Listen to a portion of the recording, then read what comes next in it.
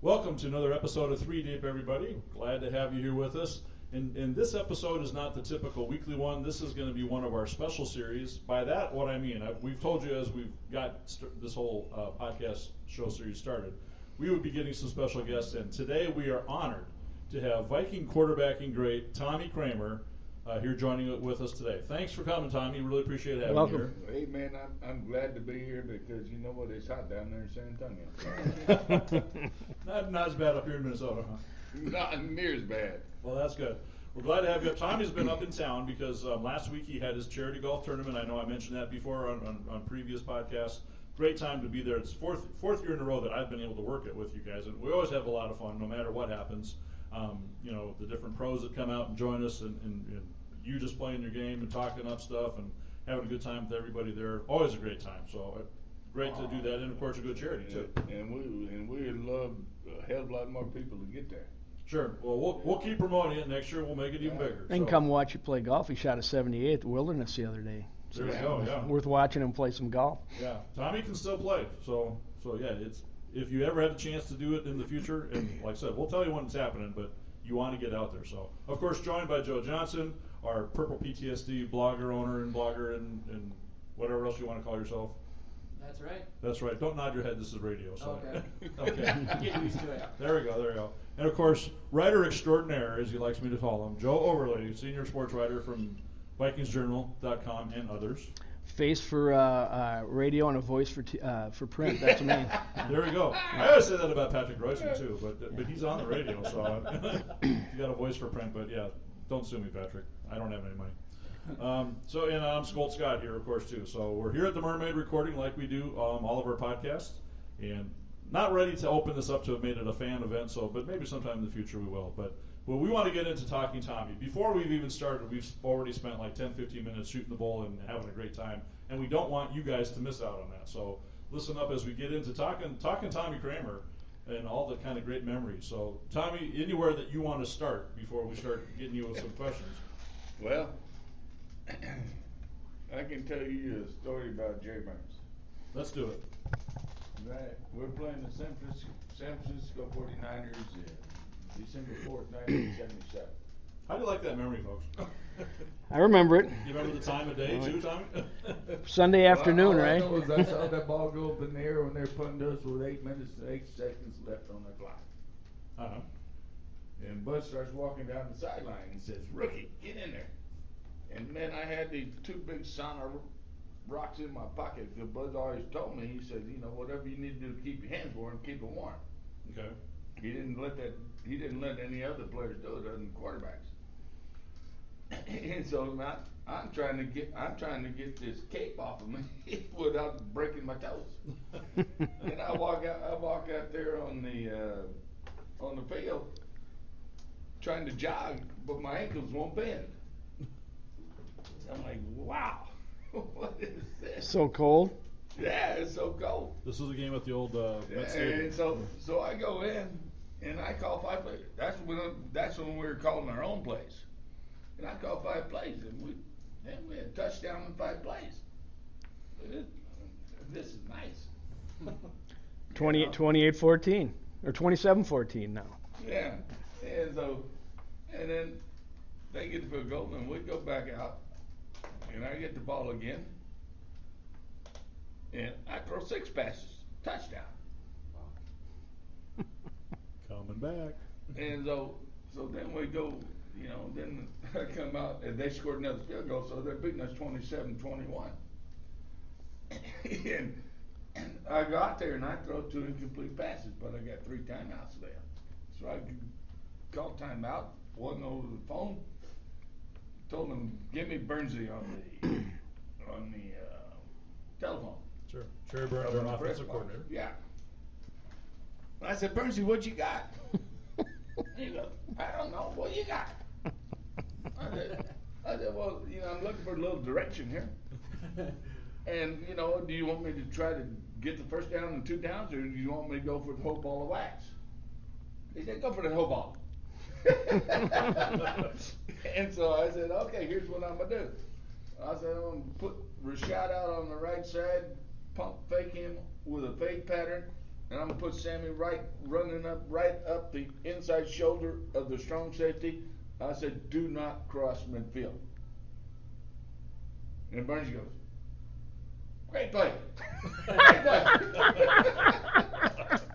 And so I hit Sammy White with a 69-yard touchdown pass. Just like, I mean, you're just making it up on the fly. That's not something out of the playbook. You're just drawing it up like you're playing. Oh my goodness! Gosh. Scratching us in the snowbanks. I didn't know what I had. I wrecked a lot of snowmobiles in my time. I didn't know what I had on stake on the line that day, because I was saying earlier, when I was a sophomore in college, I was watching it in my dorm room, and my roommate was just whining about how the Vikings were getting their tail handed to them, and being a big Vikings fan, I got pretty mad, and I said, I'll bet you $1 that they come back and win. You know, I'm a college student, so I didn't have a hell of a lot of money, and sure enough, they did. You know, but now here you're telling me that play you just drew it up to win the ball game. Oh, but I've been a believer in Tommy Kramer ever since that day. That's a great story. And that won you a buck. Pardon me? And that won you a buck, Joe. That's right. It's one of the best well-earned bucks I've ever had. Yeah. But my name, 2-Minute Tommy, was long before I ever got to pros. Oh, really? That was from college, right? High school. High school. High school. Cool. I was going to ask you where that started up. So Yeah, and we played Wichita Falls in Texas Stadium in 1971. Yeah, and we beat Wichita Falls 28-27. Threw a touchdown pass, kicked the extra point, and we beat them. cool. And so then when we were playing the Cowboys in '77, when we were in the NFC Championship game with the Cowboys, and I would go right by Bud, and I'd sit there, and I'd toss that ball up in the air. I said, Bud, you put me in yet? And he wouldn't say a word. So I'd go back 2 minutes later. Bud, you put me in yet? He never put me in. I said, what? Why did you do that? Why didn't you let me play? Because I'd won here before. Uh-huh. You know? And he said, Tommy, I didn't want to ruin your psyche. I said, my psyche? I'm crazy to begin with. So Does it take a different mentality to be able in this game to make last minute scores like that? If you can't forget about that last play, there's something wrong with you. Yeah. But that's the way it goes. You got to let it go, and you got to move on to the next. You got to move on. You got to move forward. Wow. It still takes something different, though. It doesn't. You know, I mean, it's your mental and whatever they call it, intestitude or whatever that thing was. What do they call it? I don't know. But if you've been doing it since high school, probably second nature to you. Yeah. I mean, because we always came back and won. So you got kind of used to being down and then coming back and coming back. And Yeah. Cool. Well, I'll tell you a story about the Cleveland Browns in 1980. Yeah, we got to talk about that one because that's one of my favorites, and I'll get into that. But you tell your part first. Well, I'm gonna tell you. Were you there, Skolt? I was not there. Oh. I was living in Ohio. Which is okay. So All I right. was living amongst Browns fans, taking BS from them all week long because the Browns were favored in that game. So I was a sophomore in high school. Brian Sack was quarterback for them. They had some good players, and so we get the ball. We get the ball on our own 20-yard line with 14 seconds left in the game and no timeouts. So I get in the huddle, and I said, "These MFs are scared of you." Man, I got their attention. And so I said, all right, squadron right, squadron hook and lateral. And I throw the ball to Joe Sensor. He doesn't even catch it. He just backs it back to Teddy Brown. Teddy Brown has enough sense to run out of bounds on the 46-yard line because he couldn't get the end zone. It's a great play. That's so set up everything else, but that was such a fantastic play. And so I get in the room. I said, did I not tell you that these MFers are scared of us?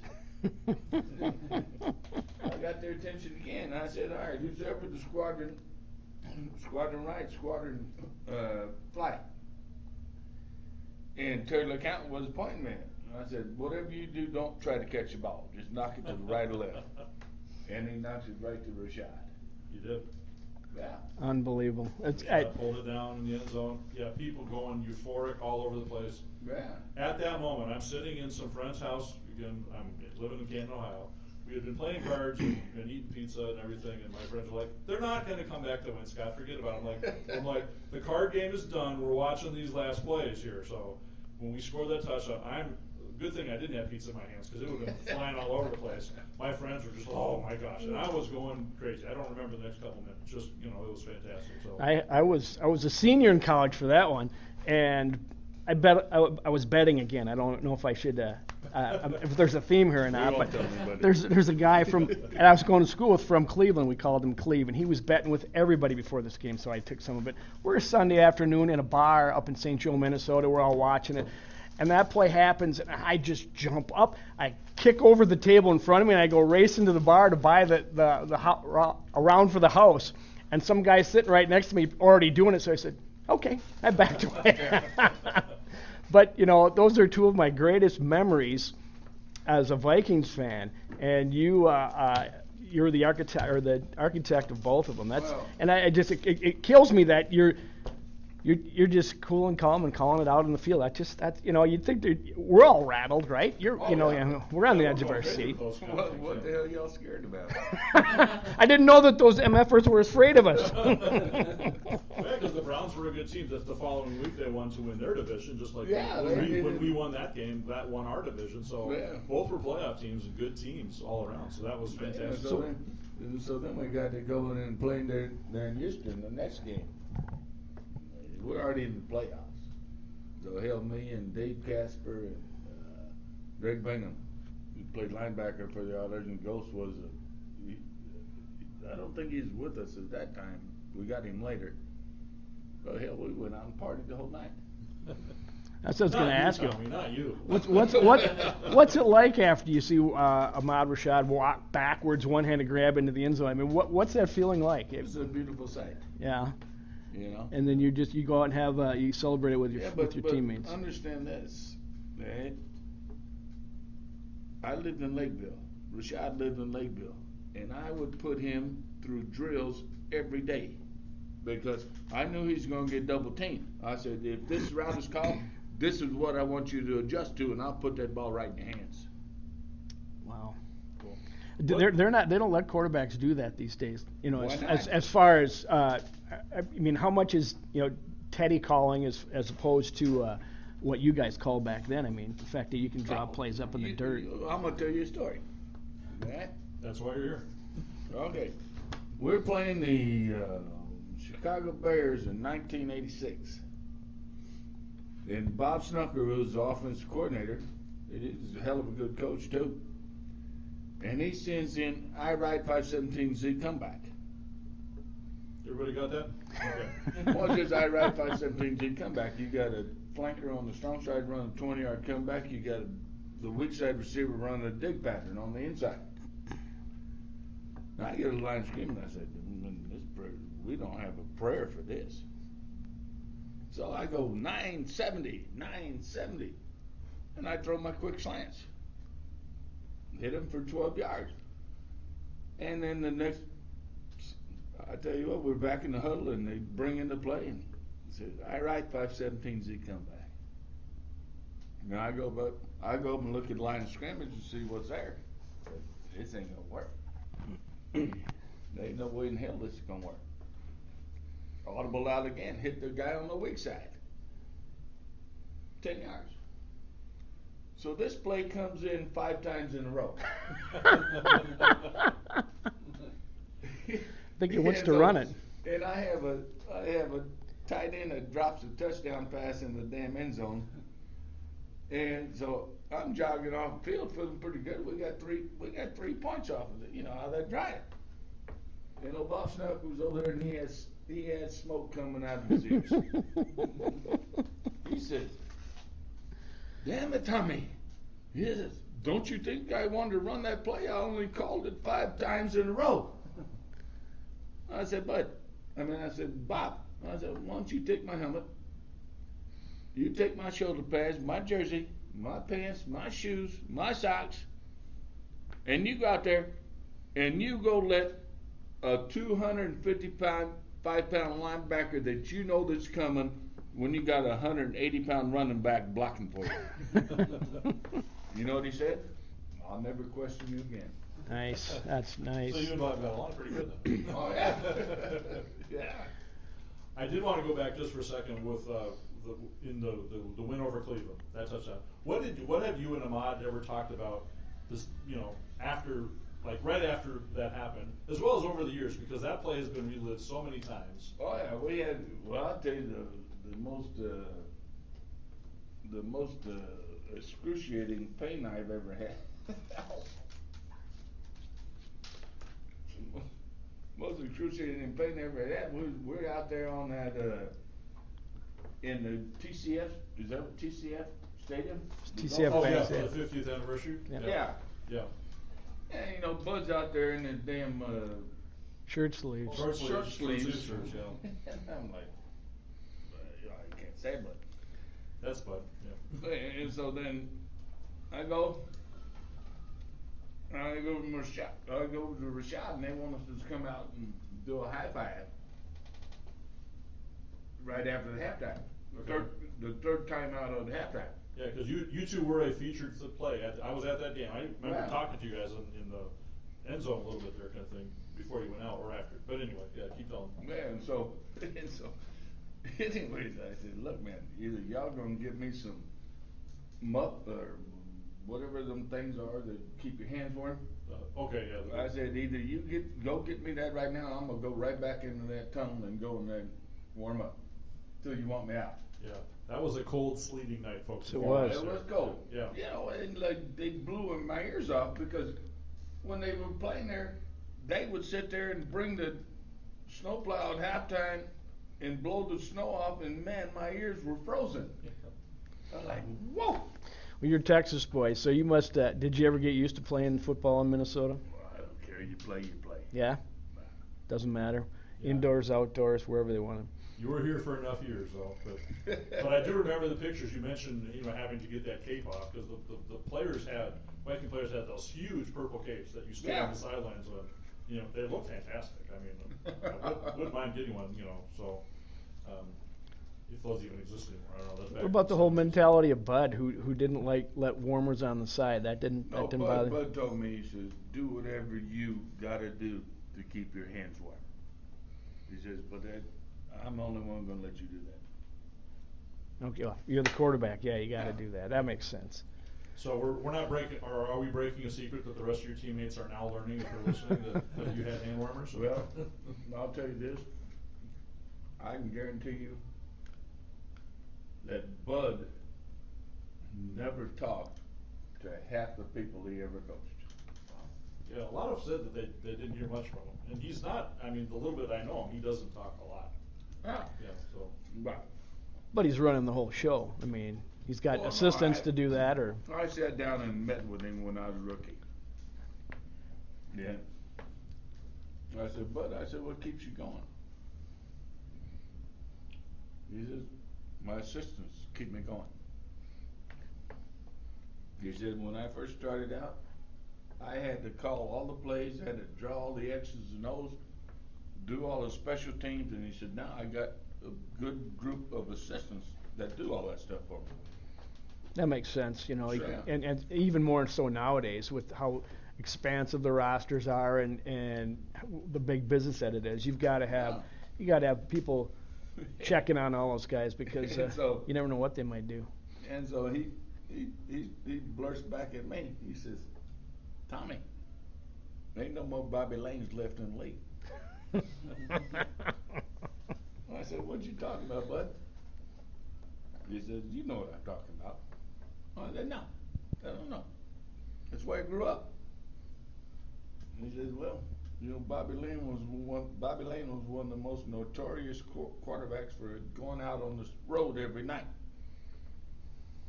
I said, I like that too. He says, well, that can't happen anymore. Can't happen. And I said, but ever missed a practice? Ever missed a game? He goes, no. I said, then what the hell you bitching about? And what'd he say? He said, say no more. There you go. Do you ever spend any time or still connect with a lot of your old teammates that you played with? Yeah, this is Studwell. I went down training camp Sunday ago, and talked with Studwell for about 35 minutes. He's my roommate the whole time. Is that right? Yeah. Cool. Good person. But I'm a hell of a lot bigger than him now. He doesn't look as big. He's still got the fierce growl on his face, a scowl, I should say, when you see him. May not be bigger, but I wouldn't mess with him. Yeah, he was bigger back in the day. I don't think I would either. Yeah. Because when he came in as a rookie, he weighed 249 pounds, a linebacker, middle linebacker.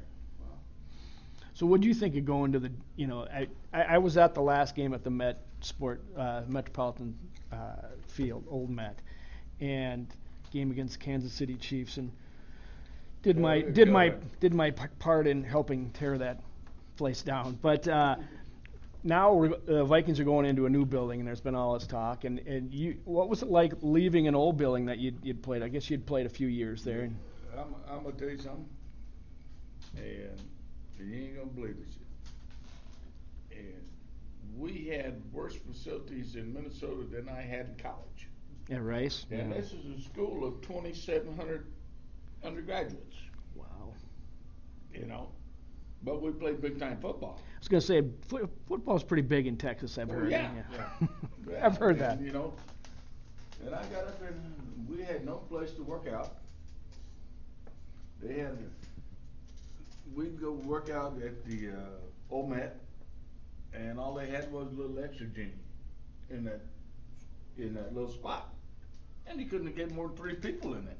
Wow. And I'm like, so you were happy to move to the Dome then? yeah. Well, no, we built that training facility over there in 81. Yeah. We had a little Winter Park. bubble and Yep. Winter Park, yeah. But no, man, I couldn't believe it. Yeah, it was different back then. Sure. And each franchise was different, I think. Yeah. Now, what do you think of the new stadium, as I like to call the Purple Palace? What do you think of that one so far? Well, it looked like Darth Vader. That might be the new name for it. Yeah, but I mean, You don't like that. Everything's got to be better if it's building it now. Oh, for sure. Yeah. It's pretty fantastic. So hopefully you get to come up and visit us a lot. Well, I come up about 4 times a year. Well, yeah, you do. So tell people, because some of the guys were asking too. It's like, what are you doing nowadays? I mean, I know that you do your charity golf and you do some clinics and stuff, but how much? I know you do some other traveling around. So just kind of fill people in, because what's Tommy Kramer doing? All I do is mow my grass.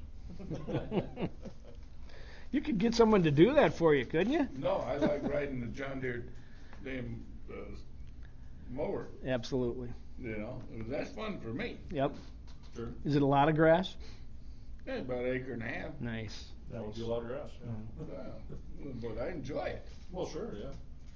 How's your health? Do you ever have concerns about what you're seeing some of the players going through now that have played back in the day when they have paper mache for helmets, and now they, today they Well, I'll tell you this. concussions and I'll tell you this, in 1978, and we were playing the LA Rams at the old Met Stadium. And, man, all of a sudden, all the crowd started, "We want Kramer. We want Kramer." And I'm looking up over my shoulder and I said, "Hell, did he know I was out last night?" And so then my good buddy, Ricky Young, and he said, "Man, I can beat this guy on the Lenny Moore, which is a flatten up, going off of the strong side." And so I tell him, before we ever snap, I said, "Look, if Sam comes, you're hot." "Oh, yeah. That sounded like Ricky too.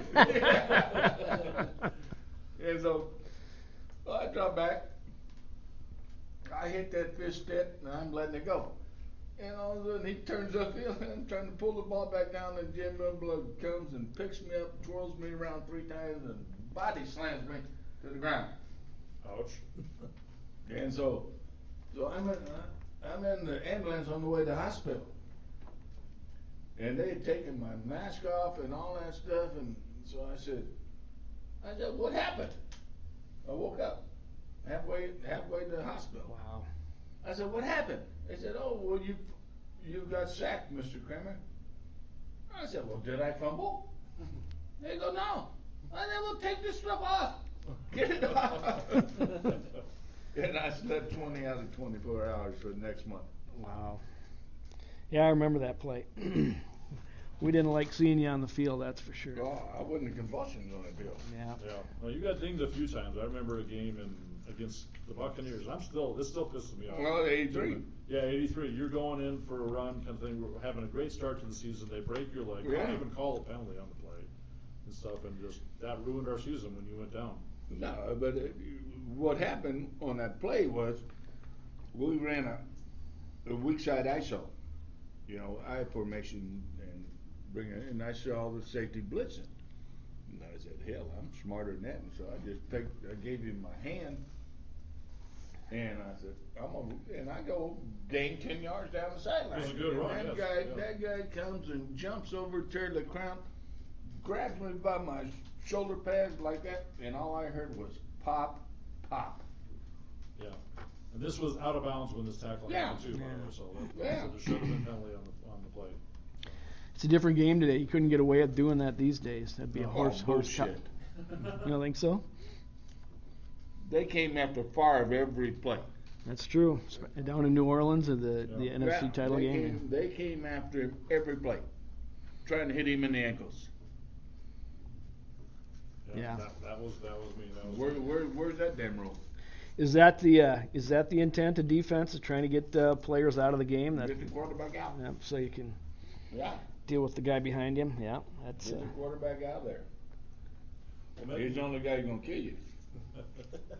Mentioning Favre, though, the first time, and I wanted to tie this story in, so we talked already about the big TD over Cleveland Browns and stuff, and I shared a little bit how that meant so much to me there. That was one of the historic games in Viking history with the last-second TD pass. Well, of course, Brett Favre then, fast forward years later, 2009, when Favre's here, his first game, home game in the Dome, is the famous one against San Francisco, where Favre throws the last-second pass for the TD win, kind of thing. You know what I did? You were here at that game. I was at the game, and with 5 minutes left, I was sitting in the suite, and I said, "Wake me up when there's 2 minutes left." 2 minutes time. And Favre throws a 50-yard touchdown pass to the guy in the back of the end zone that day. Yep. I said, "That's all I need to see." That was the perfect play. That so was. I often say the Dome should have popped then from the eruption of noise that we fans made from that score, because and of course a couple years later it does, but when it gives in, maybe we started weakening it then. I don't know. So, but that ends up being the day that I first met Tommy, because I'm coming out of the place just going euphoric all over the place. First time I'm painted up for a Vikings game too, by the way. So a lot of little personal nostalgia there. So I come running down around the sidelines. I run into Ricky Young, who's standing up there. I already know Ricky by this point in time. I'm like, "Ricky, this is fantastic." And he's like, "Hey, I'm here with Tommy," and I'm like, "Tommy's here?" So it's like I get to meet you, one of my boyhood heroes of for the first time, on the day that Favre throws this last-second pass. And I'm thinking back to you doing it over Cleveland. I mean, these are memories that stay with somebody forever because it was so cool. So that's what started my friendship with Tommy Kramer, was that day and get to meet there. And, as long as you're good people, that's all that matters. Sure. That's it. And Viking fans are good people. That's why we're number one. That's because I say the team and our fans are number one. So You mentioned earlier about an interview you had with CCO TV, Mike Max, talking about arm motion for a quarterback and how Teddy Bridgewater doesn't exactly have the prototypical arm motion. But Brett Favre wasn't a prototypical quarterback either. He always threw off his back foot, which you weren't supposed to do. Does it matter how much, that are those mechanics, how important are they to really being a elite quarterback? The most important thing, as far as going deep, that you've got to come over the top of that football to put that noise, to get that nose coming down.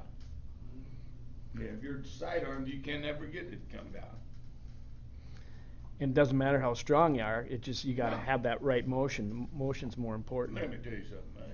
I don't think there's ever been more than a couple of plays of somebody's thrown the ball 60 yards.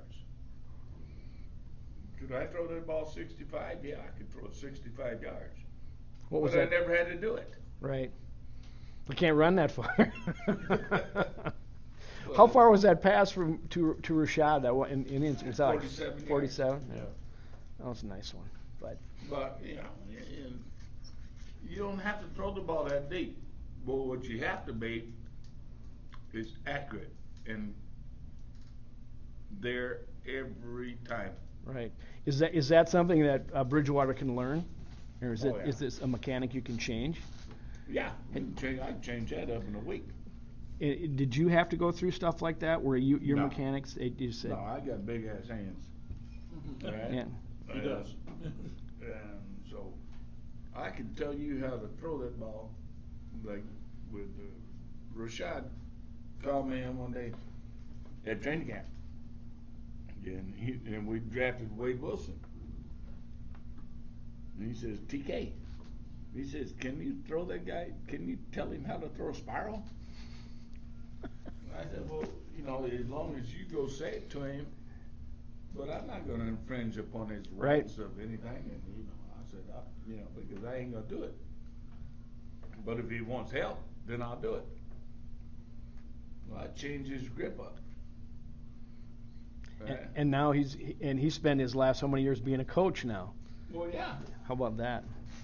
Do you have contact with Wade much? Yeah.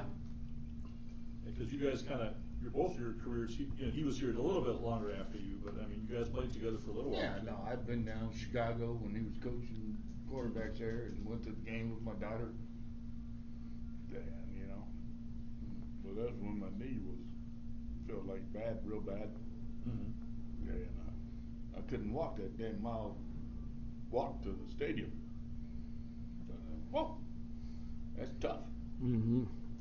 But you don't know how much better it feels since I've got this knee replaced. That's what everybody says. You know, no Yeah. more pain. Yeah, and the doctor told me, I said, Doc, I said, how many years you gonna guarantee this thing? He says, how old are you? I said, I'm 90. No, I'm 60. And he says, I'll guarantee it till 90. Nice. Now they're getting longer. They used to be like 10 years, and then now Oh, yeah. they've gotten so good at it they can last a lot longer. Yeah, but, you know. Now thinking back to your days with the team, though, who were some of your favorite teammates that you talked about? You roomed with Scott Stugwell, so obviously you guys got along. But who were some? Dennis Willie. Dennis Willie. Steve Riley. Ron Gary. Jim Huff. Yeah. We call him Sweat Hog. Some of the linemen, you gotta be friends with your offensive linemen. Yeah, but I'm telling you, if you're taking a snap from him, you couldn't hold on to the ball. It's too wet. He's Sweat Hog. You know. Then we had, then I had Rashad for a long time. Sure. And I told Rashad, I think he got 42 passes that year when he came up to Minnesota with Fran Tarkenton. And so, we lived kind of close to each other out there in Lakeville. And I said, I said, I'm going to guarantee you're going to catch at least 80 passes this year.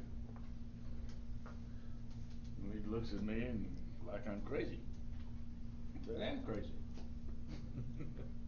But this is what I do. Uh-huh. And, that's when we worked out during the summertime, and then whatever route he was running, we'd change it. I'd change the thing of where I'm going to throw it when he's getting double teamed. Mm-hmm. And he got 82 bags. There you go. You've done it for a long time. I mean, you're sporting a pretty nice ring there on your left hand there. Well, College Football Hall of Fame, yeah. From your career at Rice. Any memories from that you'd like to talk about? Well, it's probably not something I could talk about. Oh my. But what I did is I wanted my parents to see me play college football. Because I'm the last of 11 kids. Mm-hmm. Yep. And so I wanted them to see me play. And it's only 200-mile drive from San Antonio to Houston. Okay. And they were there every game. Is that why you? That's why you stayed in Texas for your career. Well, no, but not only that, but Rice was throwing the football in. Aha. And I know one thing, the only way I'm gonna get into pro football, throw the football. Yeah. Right. You know? You came to a great team then, because that's just when Bernsey was changing the way things were done as far as the running game. He took the short passing game and took it, turned it into what they call the West Coast offense today. So it must have been fun playing for him. I wouldn't call it a West Coast offense, but it was who's ever open hit him. Coaching brilliance at his spot. Yes, God, I could be an NFL coach. Man, this has been fun. I like this. Well, yeah, we're so glad that hopefully when you come up again, and I'll talk to Carol, who organizes some of your things, to get you to try to be here longer. So hopefully we can have you back during the season again sometime. It would be great, because this has been a blast. Go Vikings! There we go. I still don't even know this song. They didn't sing it as much back in your day, did they? No, they didn't. I didn't. The even song know. was old, but it didn't get played that I didn't much even then. know what it was. What the hell they going? I probably learned it in the 90s, I guess, myself as a fan, as it really became more popular. But Yeah. There's not a song in life I haven't sung more than that one, I tell you. It's almost as much as you do your country singing, so it doesn't take anything, folks, to get Tommy to do a little country. Let's do a song. You ready? Well, you do the song. He can sing us You out. can sing with me, can't you? I might not know the song. You know your country. The only two things in life that make it worth living. The guitar's tuned good and firm, failing winning. I don't need my name in the marquee lights. Got my song, got you with me tonight. Maybe it's time we got back to the basics of loving. Let's go to Lukenbach, Texas. Waylon and Willie and the boy. Do you know Waylon? Yeah. I'll tell you a story. Tell the story. Hey, in 1977, I'm a rookie in the NFL. And so I got invited to the inaugural golf tournament of the Legends of Golf, Okay. the seniors. Okay. So we go out there and we go play the practice round, and I was hitting the ball pretty good too then. And then all of a sudden after we got done, we got all bussed over to Darryl Royal's house, who was the head coach at the University of Texas. And I walk in there, and here's Willie Nelson, Waylon Jennings, and James Garner. Not bad. And they're all playing the guitar. The same guitar? No, they Yeah, each they're had on, their own yeah. guitar. Yeah. But I'm just telling you, they were all playing. How about that? Yeah, really. Oh yeah, and then we got over. They said, okay, well, bus is going back. I'll be there in 30 minutes. You got 30 minutes of sleep and go change and everything else. I said, damn. I said, this is what professional means. Right. Not like, holy Jesus. Another exclusive right there, folks. You heard from Tommy Kramer. So, and by the way, 3D owns the rights to this thing, so don't try to bootleg this. We got an intro song now.